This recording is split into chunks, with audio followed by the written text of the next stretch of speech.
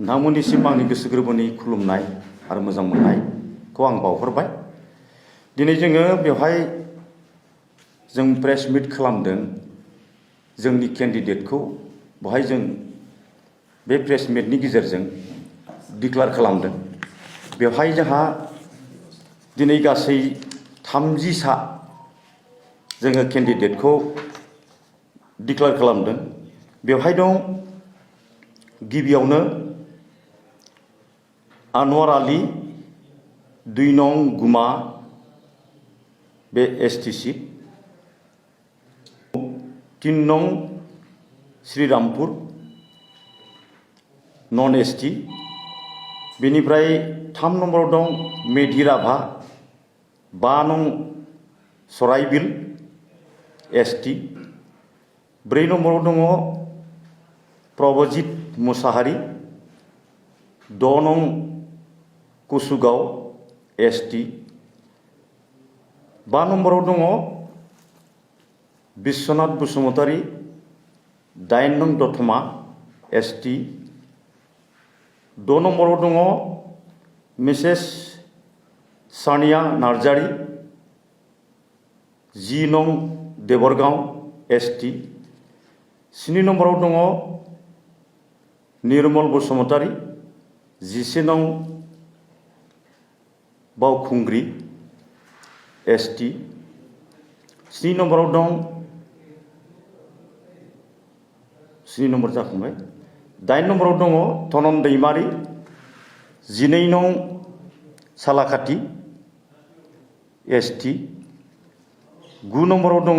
Mrs Bimla Owary 13 नं चिरां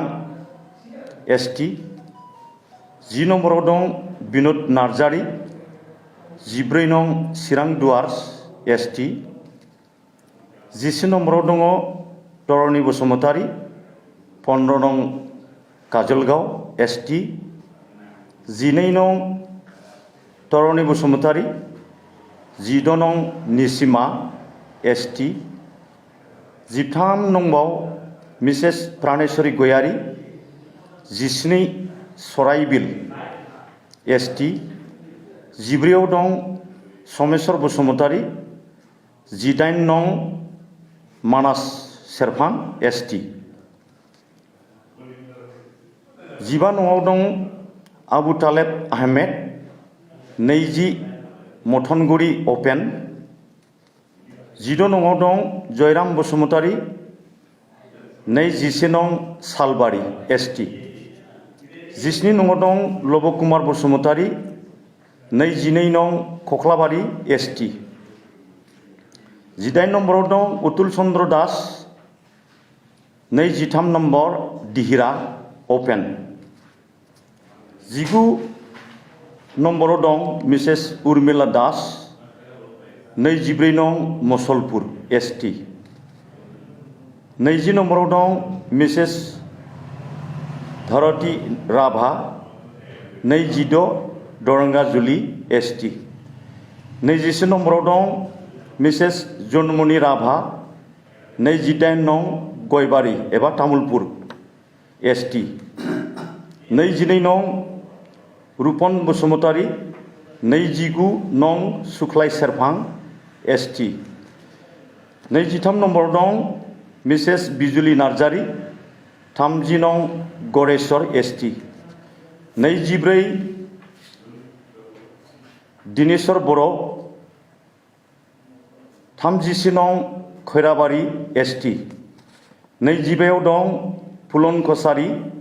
32 नं Bhergaon ST, 26 तरुण कुमार 35 नं मोदैबारि अपेन, 27 नं मिसेस अनिला राभा 36 नं हरिसिंगा एसटि, 28 नम्बराव दङ बुद्धदेब बसुमतारी 37 नं धनसिरि एसटि, 29 नम्बराव दङ मिसेस मृणालिनी दैमारी 38 भैरबकुंड एसटि, 30 नम्बराव दं सम्बारु बसुमतारी 40 नं रौता एसटि गासै जों 30 केन्डिडेट एबा बिजाथिखौ जों दिनै घोषणा खालामबाय एबा जों फोसावबाय आरो नाय मोनजिखौ जोङो बावैसोनि गेजेरावनो गोख्रैनो जों बेखौ डिक्लेयार खालामगोन।